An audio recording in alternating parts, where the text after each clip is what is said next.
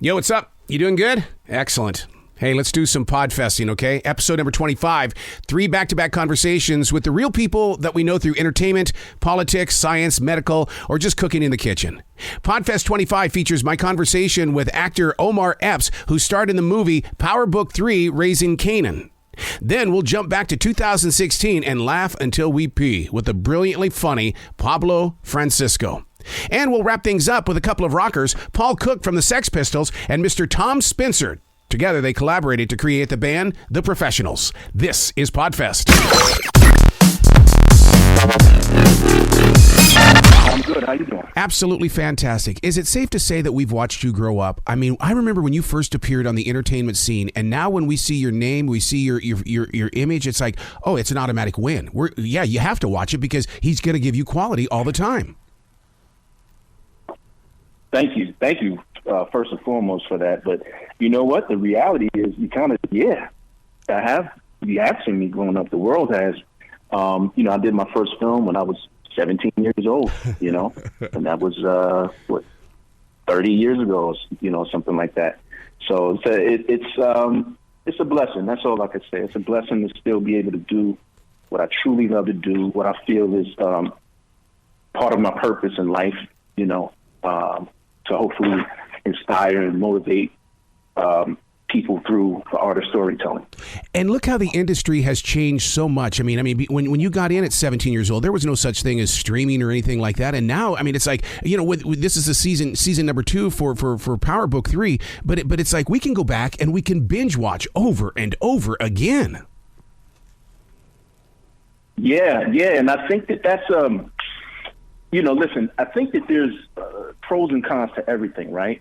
Now, the beauty of where we are now is exactly what you just said. You can go back and then watch it over and over again. But I don't want to say fear, but one of my concerns is that art itself is becoming too disposable. Yep. I remember, think about music, right? We used to line up, if a record was coming out, it was like you saved up your money and you asked your mom or your pop for some money, or you worked a little job and you had to get that cassette. You had to get that CD and you would live with it for 2-3 years, And now it's people listen to something, and then the next week they're on to the next thing. That's right. It's just so much out there. But, in a sense, it kind of puts the pressure on creators to do better work. How do you keep people's attention? So when you see the success of something like, I don't know, a Squid Games, it's rising above the noise. And especially with technology now, it's like anyone can do anything at any time and just put it out to the world and see what happens. Yeah. But in that same respect, I think that part of it is a pro because, sometimes the people decide. Sometimes the industry, the machine of the industry gets in the way of discovering new talent, because you don't have to go about it in a traditional sense the way it used to be. So I'm excited about that part of it moving forward. Being a part of Power Book 3, I mean, you play Detective Malcolm Howard. To play this role, this doesn't happen overnight. Yeah. I mean, how did you had to do some studying to find out who Malcolm really is, and then all of a sudden we believe it. Right. Well, he's a really, really fun character to play for me. If I could take you into my artist's brain, I call him an octopus, right? Because he has tentacles everywhere. That's what makes him so fun to play because, he has his place in the department, but he has his own place in the department because I think this is one thing that kind of goes over people's heads when it comes to Raising Kanan and Detective Howard is that, how it correlates to now is what I'm saying. Especially in urban communities, there's a big uproar about, policing and, the police should police neighborhoods that they're familiar with or that they come from. And that's Detective Howard. He comes from the neighborhood he's policing. So on the flip side, he has a foothold in the streets because he knows these kids' parents and uncles and aunties and stuff like that. So he's able to maneuver as if he's not a cop, even though everyone knows he is. And then when you take that back to the department, that's why he has such a long leash because he's able to get places and get to people that some of these other cops, they see coming a mile away. Yeah. When they see Howard, it's like somebody from the neighborhood that just, we know what he does, but he's still eating chicken wings and fried rice in the same spots that they selling drugs. You know what I mean? Well, see, that's what's going to be so exciting about this new season on Stars is the fact that you are in the neighborhood in the way of bringing the family in. In other words, the mafia. I mean, there's some stuff that's going down in season number 2 that's going to create a lot of water cooler conversation. Oh yeah, for sure, and that's a testament to Sasha Penn, our showrunner, and obviously the brilliant Courtney Kemp and our whole writing team. 50, it's just there's a lot of great minds at work, so everyone's trying to get to the tip of the sword, so to say. Yeah. Are you going to be releasing any new music soon? You know what? I don't know. Who knows, man? I mean, it's something I've always loved to do, and it truly is a hobby for me in that sense, but not in a pacifying sense, but just when I feel it, I feel it. My focus has been on. Well, I mean, you have the right to make music, but I have a new book coming out this November called Nubia: The Awakening. I'm really excited about that. People can order it now everywhere books are sold, whether it's Amazon or Barnes and Nobles, everywhere books are sold, you can pre-order it. It's a young adult sci-fi fantasy, and it's my first novel. So I'm super excited about that. Dude, I have a iHeartRadio channel that's all for YA authors. I mean, I cannot wait to talk to you about this book because it's all about getting your voice out there because it's not just words on a page to YA authors. You guys are inspiring the next generation of authors. Hopefully, yeah, that's part of the mission. And, I'm just super excited. It's a project that took me 3.5 years to complete. And I was fortunate enough to be able to, hook up with Delacorte and Penguin Random House, and everyone's just super excited. It's that's like my baby. So I'm really, really excited. Like I said, people can pre-order it now. And I would love for us to have that discussion on that other channel. Absolutely. You got to come back anytime, man. The door is always going to be up for you. It's going to be up for you. It's going to be open. And you just come on in and share your story and your journey. Thank you so much. I appreciate you, man. You bet. You be brilliant today, okay, sir? Yes, sir. You too. We are unplugged and totally uncut with Pablo Francisco. What's going on? Good to see you. How are you? Wow, how are you doing? I'm doing good, man. Wow, Michael, how are you feeling? I'm good. Come on and sit down, Mister. I'll try my best here. My morning. Okay, my morning radio. Let's put it that way. So that means you got to talk like this, like the radio announcers. I'm Ted Koppel. Okay, yeah, here we go. So. Is there a voice that comedians go into as well? Like, because we call them Randy Radios. Do comedians do the same thing? They think they've got to talk like this. Well, like a superhero. I'm here to save the world. Let's hear for Aja, center stage. They got that. So are we on right now? Yeah. Oh, we're on right now. Okay. Yeah. Usually, you don't want to sound too cheesy. Like when I wanted to get money from my brother, I go, okay, can I get my money? Hey man, dude, let me live my life. But so in order to get the money, you have to do like a Chris Rock. What's the deal? Why don't you give him my money? Come on, I'm hiding behind this inflection right now to get my money. What's the deal? And then you get the money. But other than that, you got to do like, hey man, you have my money? Man, give me my money now. Get over here. So that kind of thing. But if you do it like, hello, can I get my money? It's not going to work. So there's that little mask that some people have. You're like sitting down with a musician who's listening to a K-Tel album. The K-Tel. That's right. K-Tel Records proudly presents Robert John and Dr. Hook and Aaron Neville. He sings like you're trying to find a radio station. That's right. K-Tel Records. K-Tel. And Pinky Tuscadero does her song. I forgot what it was, but I'm just going a million miles. I'm Casey Kasem, and now it's time for a K-Tel long-distance dedication. It reads, Dear Casey, I live with Al Roker. He's my husband. He seems to be going to the bathroom a lot. In the bed. Would you please play Wake Me Up Before You Go-Go? Okay, but kind of stock. Just good jokes. Go to good. You got me excited now. Jeez. Oh, wow. Do you hear what Al Roker's doing right now? Was that what's happening? Is it like taking like these special X-Lac diets or something? What He's trying to break the world record of the most continuous weather forecast, 37 hours. Yeah, that's right. It's the most boringest part of the newscast itself. It's like the Allstate commercial. Are you ready for another boring commercial? And there's Arroe now going to keep on weather after weather. Hey, it's going to be sunny over here and down over here and blah, blah, blah, and dizzy. It's the same old smeekin' creakin' schmuckety crooks. You know you start doing weather. Okay, the sun is coming out. We know that. Okay, but hey, guess what? I know the weather. He knows the weather. He's going to get ladies. Hey, you know it's going to rain tomorrow? Oh, yeah. So, geez, who's going to be hosting the show? The guy Jarrett from Subway? Jeez. Good Lord. You know, he wants some chips with that? Oh, yeah. Hey. So, but he's what? Continuous weather? That's easy. Just stand there and go like this. Put your hand out. That's right. Boy. And so all these channels are checking in with him and all that kind of stuff. And it's like, and boy, talk about a great week for it because it's supposed to get really super cold. It's going to get, I'm going to catch not the flu. I'll catch Tourette's. Oh, my God. Jeez. Kookity. Smackety kooks. Sound like Regis filming. Oh, my God. It's freezing. Can't believe it. Holy smoke. I'm going to talk like this. It's really super cold out there. You turn Chinese. Oh, freezing. Oh, I know you cannot see the visual, but I look Chinese.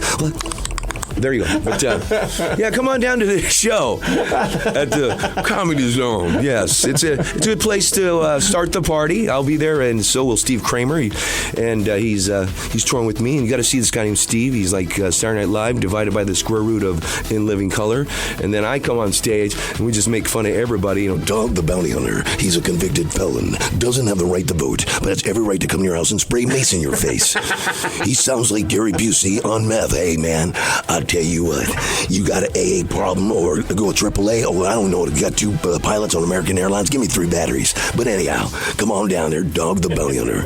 Jesus, we love you. But anyhow. But what are you going to do? We're going to make fun of those people, and, and you'll be in good hands with Allstate. That's right. With Allstate Sand, Decepticons and Transformers usually become a liability. With Allstate, we go to Geico. Screw that little tiny lizard. What are you going to you're going to tell the police a lizard handler and some girl named Flo with big old lipstick selling Progresso soup? Hell no. Are you in good hands? Are you in good hands? When I have my hands in my pocket, I'm in good hands. But anyhow, come normally I ask people, what do they do before they go up on stage? I have a feeling you're sitting in your hotel room studying TV. I watch a little TV. The internet's good. YouTube is good. It's a beautiful thing. That's how I'm like a popular kind of karaoke star YouTube kind of guy. If it wasn't for YouTube, and if you're from Cuba, it's InnerTube. But with my course, you can do it. It's a little bit of this and that, and watching relationships between people, and it's a human thing, It's like Wayne Newton said, it's a beautiful thing to just see a bunch of variety and just take it all in and just mash it up and take it all in. And what the hell am I saying? I don't know. No, Captain Kirk. Here we go. But it's a lot of television, but there's a lot of news out there, and it's just basically, the only thing that would interest me if you got like I don't know, maybe like a newscaster, reading Penthouse forums. Slowly, she unzipped my fly. Then she pulled out my mammoth of love. Next thing you know, she was tugging it like a 12-gauge shotgun. I'll be right back. But, it's a little bit of this and a little bit of that. Now, as an artist, as an actor, as a creative mind, and people do depend on you to give them an up. But today, YouTube is going to start charging. And I have this sneaky feeling you're not getting any of that. Well, you know what? The thing is, I got some good agents, and so I still get a little money from there. And, okay. And a lot of some of the proceeds go to Diamond Cabaret. No, some to the Wounded Warrior Foundation. Oh, good for you. Walter Reed Hospital in Washington, but they moved out of Washington and they relocated, so I got to find out where they're at. But they always send me little thank yous. But hey, man, it's all for the warriors out there. You know what I'm saying? And they fight for our freedom, and there's that's good freedom. And geez, it is. I say, geez, we love you guys. So come to the show too. But yeah, it's they're gonna start charging. That's kind of strange. Yeah, $8 if you want no commercials, it's $8 a month. Oh, really? So and the way I look at it is like, wait. We're coming there to see you, right? And it's like, come on. Yeah, that's right. It's Plavix. That's right. Before your clip, it's Plavix. It helps your heart. But the disclaimer, you need Busta Rhymes to tell you how bad it is. We're going to get heart. You're going to see a doctor. You're going to tell now. You're going to call your doctor. So yeah, the little commercial break. They have a little skip. Don't they have a little skip? Yeah. Sometimes they use the skip. I move it up. Yeah, ladies, let me show you how I do it. All right. When it's buffering saying? You just had to skip. There you go. You got your clip. You know what I'm saying? There you go. Do you ever thank your parents for your name? Because, not everybody gets a cool name like yours. And it's not just a name. I mean, every jock, anybody is going to say it with inflection. It's Pablo Francisco. Pablo Francisco. It was going to be Sam Francisco, but I didn't want that one. So it's just I stick with the Pablo thing. It's like sometimes I'm Latino when there's a lot of Latinos out there, so I take the Latino. So take the Latino name. A lot of Latinos. If I'm Jewish and Latino, that's Feliz Hanukkah. And I'm the white Latino, so I hang out at Lowe's. All right, I'm not Home Depot. I got, what I'm saying. So I'll Pablo Francisco, but I think I'd probably have to change it to I don't know something, because you go to Mexico, everyone's Pablo. Oh, it's Pablo. Go to Home Depot, Pablo. But is that like a Michael J. Fox Latino? Hey, flux capacitor, Doc. Come on, mucho gracias. Come on, Doc. So it's Pablo Francisco. It sounds kind of like a little kid. I don't know, but I'll take the Pablo. Hey, I'm Pablo. Someone's playing a game. Pablo Francisco. It's kind of not masculine, but there's a lot of man here. You know what I'm saying? Just don't get an escort because she'll charge you 5 times for doing all the voices.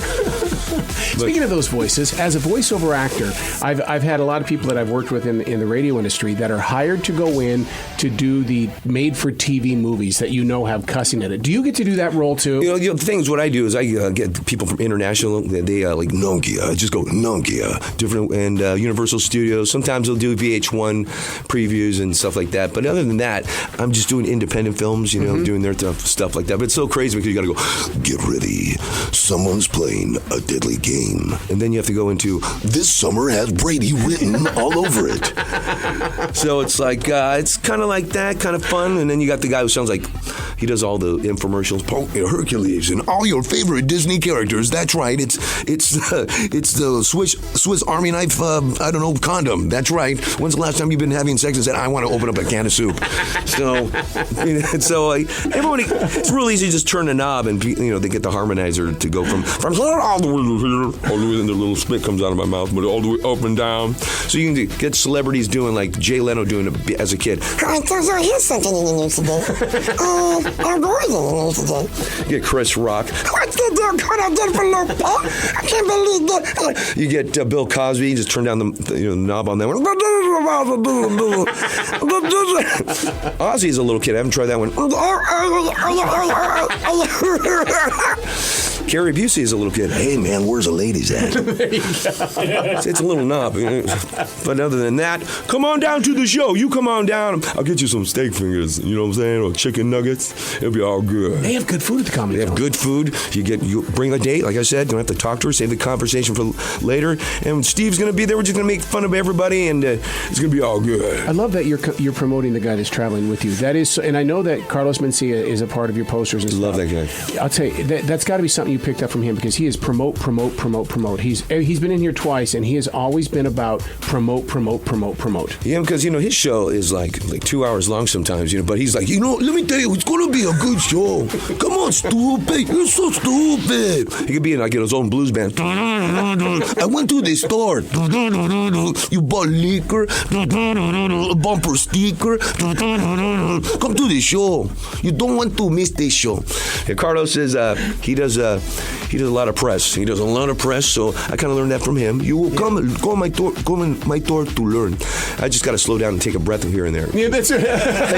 Because I get that Michael J. Fox kind of, Doc kind of thing. So I'm going to slow down and come down to the show, get boozed up, don't drive, take a cab to your car. Okay, that's all I got to say. Now, as a voiceover actor, I know what it's like for me in here to do these commercials from 6:30 in the morning until 7 o'clock at night. How are you preserving your voice, shifting gears as fast as you do? Well, what I do is I take Halls. I take the Halls lemon, put it in there, yeah. And I take a shot of honey. That's what I do. And then I take a shot of honey. No, could you boil it up and put some sugar in there? Just honey, that's it. Keep the throat down. Rest. I try to sleep, but some things are just going through my mind all the time. So that would, and then I smoke cigarettes, and I do bongs. No, and that really helps out too. With my course, you can do it. It's that easy. Honey and bongs. It's that easy. I tried his course, man. Let me tell you something. It's a great course. I can say the F word anytime louder than usual, okay? It's okay, man. It's Tony Montana on Facebook. You know what? I've been poking you for a long time, Frank. I've been poking you. Screw you. Hashtag you. Ouch. Why am I doing Johnny Carson? Okay, but this is Dennis Hopper, man. Come to this show, okay? At the Comedy Zone, man. If you weren't there, you would be there. If you had to be there, you'd be there now. Come on, man. What I love about you is that there is a difference between impersonations and creating characters, and you turn every impersonation into a character of its own. Yeah, it can be, you go down to the Allstate guy, I could be that one, bro. Hey, man, what's that? To a Danny Glover, all the way to an Allstate guy, to a character like, hey, brother, how you doing tonight? Yeah, I'll tell you what, you give me 50 cents, okay, right? And I put that in my pocket. With the interest I get, I buy a sandwich. What do you say? All right, is that cool with you? So you can take to make those kind of characters. You can take a hillbilly like this, and you can make what the hell's going on with that dude? But the thing is, I got to have a joke behind it. If I just keep on, like, I got an escort the other day, and not that I sleep with them. It's just that I woke up the next morning, and she went, I will never ever take the place of your mama, boy. And I was like, okay, ouch. You're right. You take Blockbuster card, but anyhow, come to show. What do you do with Kim Kardashian with a big old butt on the screen now? Did you see that yesterday? Yeah, I saw that thing. It was unbelievable. I think it's like that. My God, if I had a booty like that, I'd have to slap that with a door. I don't know. But Kanye West she's a good-looking lady. The Kardashians. And I think Bruce Jenner is changing his gender. Is that kind of wow? Oh, wow. Let's go to the clip. But that was an unreal kind of booty. But I saw the crack and. A good crack. It's a good crack, and who makes the pants for those? I don't get that. It's skinny hips, wide hips. Yeah, it's like light bulb kind of. Is that from the baby? I take it, or who knows, man? You put your cup on there and play some dominoes. You know what I'm saying? It's like a tray. But good luck. Let's go to the clip. But ouch. Yeah, Kim Kardashian. She's great. The Kardashians. You were working as a waitress in a cocktail bar. Okay, but anyhow, come to the show. That's right. How do people follow you? This is iHeartRadio, so we're in all four corners of the world, plus I think 6 planets out there somewhere in the universe. 6 planets beyond. Go to YouTube. From Cuba, it's InnerTube, or you go to PabloFrancisco.com, or Pablo_Francisco, or Steve Kramer Entertainment. That's my boy who travels with him, and please come buy his DVD because he owes me money. So say hi, what's up? Check it out. Check out some bits. I'm gonna do some old ones and new ones. Working on the new Comedy Hour special that'll be coming out on Fuse and Nuvo, and it's all gonna be fantastic if you know who Wayne Newton is. But yeah, I gotta update some of my impersonations. It's kind of difficult because there's a lot of people out there who just seem normal nowadays. It's like we're all dying off. We have to get new ones. Yeah, we have to get new ones. They're rehashing everything. There you go. So you can't do John Travolta. You can't do Sandy. Can't do that one. But of course, Ozzy. Hey, Ozzy Osbourne came out with a new book. Let's read it. It's the biography. Aren't you supposed to read before you write? But anyhow, come to the show. Comedy Zone tonight, which is Thursday. You've got one show tonight? I have one show tonight, 2 shows on Friday. Got 2 shows on Saturday, and 1 show on Sunday. Look at you. That's after the football game. After the football game. Come on down. You can TiVo me. No, film the show and then show your friends. Yeah, come on in, man. It's gonna be fun, and like I was saying, we just make fun of everybody, and my girlfriend's gonna be there. Her name is $500. She'll be there, and make sure you're drunk and you'll be single. There you go. If you were a radio jock to introduce you in a commercial, if you're doing a Comedy Zone commercial, what radio voice would you use? Hi, this is Billy Otto. It's Gene Simmons. Hi, this is Randy Travis. What we want to see, Pablo Francisco. What kind of list? What are we gonna do? This is Johnny James. Oh my God! What we listen to? Pablo Francisco. The Comedy Zone. Be there. Be square. Just get there. Thank you so much. Thank you for having me, man. Unplugged and totally uncut with Paul and Tommy from The Professionals. This world right now needs great rock, and you guys are really coming together as great leaders for that department. Well, that's a massive compliment. Thank you. Thank you very much. Yeah, we think we've made a good album. I think we captured some good stuff there. Yeah, we're very pleased with it. Do you think that the reason why this album really, I feel it in my heart, this has got to be your best one because you guys were more in control of the final outcome of it? Yeah, we were very hands-on right from the word go, right from the initial me and Tom, we wrote all the songs together, and we've been, like you say, very hands-on in the recording and the mixing and the production and all stuff, more so than I ever have done with any other album, really, I think. You got a dark side, another shade of blue. You've had a rough ride, but I will be there to guide you. Now, what's that like for you, Tom, to be that front man now? Because it seems like that in the generation of rock right now, there's no front man, but here's your opportunity to step through that mountain. Yeah, no, I loving it. It started off casually, just covering for, once they got the band back together, and then it's led into this, and I feel very natural doing it, I have to say. It feels like the shoe fits for me. I'm not saying I'm Steve Jones for a minute, but I have to be myself in this band. I couldn't try and fake it. I've got to be me. And it feels great, and we get a right buzz when we play live, and the whole making of the album's been kind of a privilege and a great experience, really.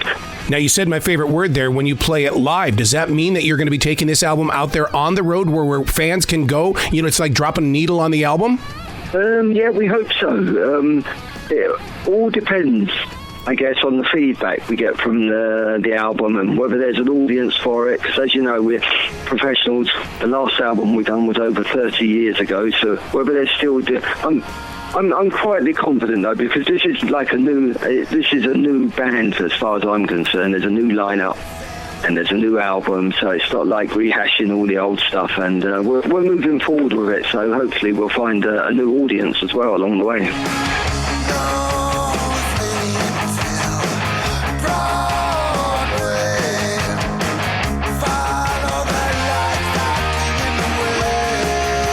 So for the two of you, was it like putting together a garage band that just happened to find its way into creating an album? No, we made the album too, because we did when it became obvious Steve wasn't going to come to England to be part of it, and therefore we booked a gig at the 100 Club, the famous 100 Club in London, and that was my kind of baptism of fire to see how it would be taken without Steve Jones in it, really. And it was, it's one of them you look at in the audience, and Paul's got such well-known friends and bits and pieces, so people from the Clash, there's Susie, there's all these people. It's like, but it went down well, and then we could book some more shows, and it got, my confidence grew as I was accepted.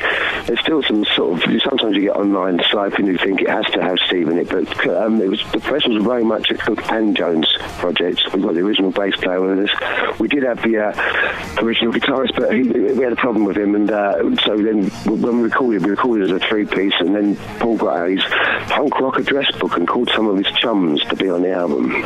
That's there for the guests. I'm so glad that you brought that up about how you had to fit right into that circle of musicians, because a lot of times fans on this side of the speakers don't understand the process of bringing music forward. They don't. But but they also, some fans feel that they have a right to an old legacy. Some people might feel you can't do it. There is some online sniping, but it's only the negative people that ever do all that stuff online, really, isn't it? Crying and wanking into the computer. Yeah, and we're not trying. Like I said, we're not trying to recreate the old professionals. This is a new professionals. I know what you mean about the front man. Like, for instance, we would never be able to recreate the Pistols without Johnny Rotten as a vocalist. But this is something different. I think we're moving on into a new direction with a new band and a new album.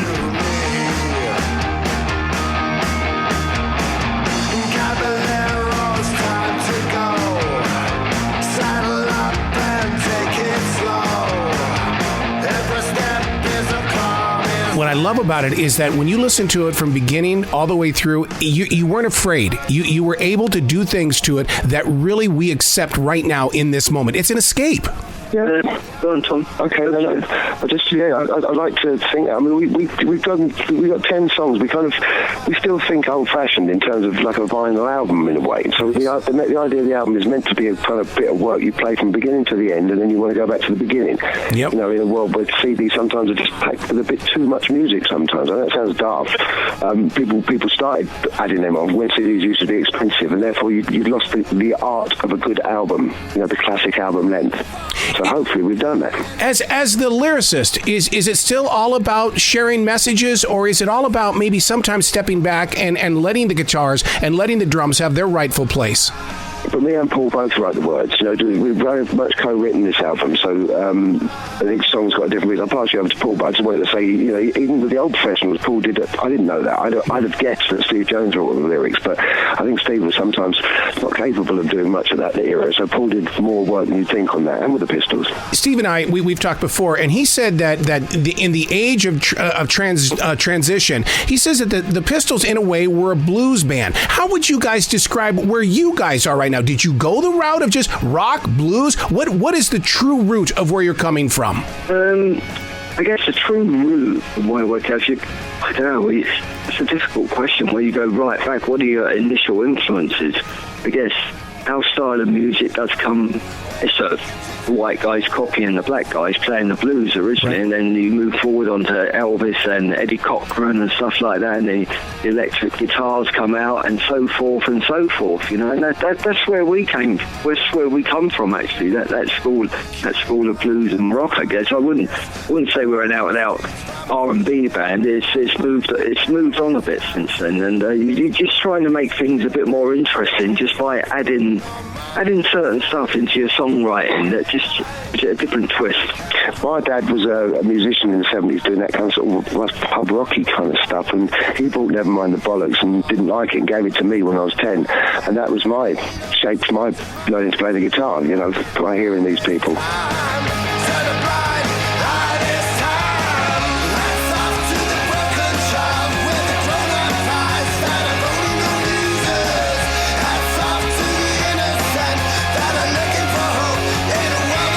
Is it easier for you with the digital age, or did you guys get to physically work with some tape this time around? What did we put it on? It was on digital. We've done it old school style, if you like. Nice. There's no click tracks. We just got in the studio, set up, got some great sounds there, and we've done the tracks in 2 or 3 takes and captured the energy of each song.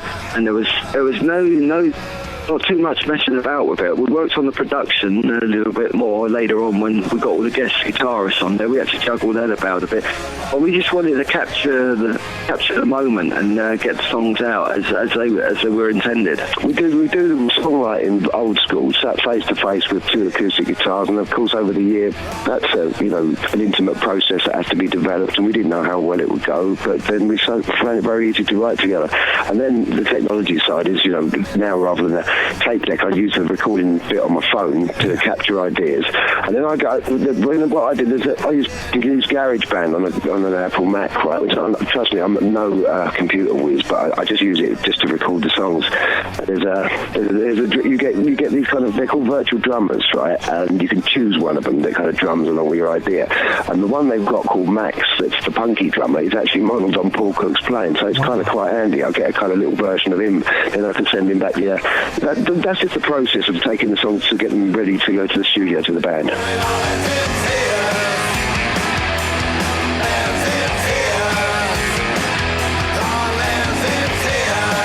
I think we try to write about stuff that's relevant at the moment and what's personal to us, and like I said earlier, I think we captured the moment there, and we're very pleased with it, and I'm glad you like it.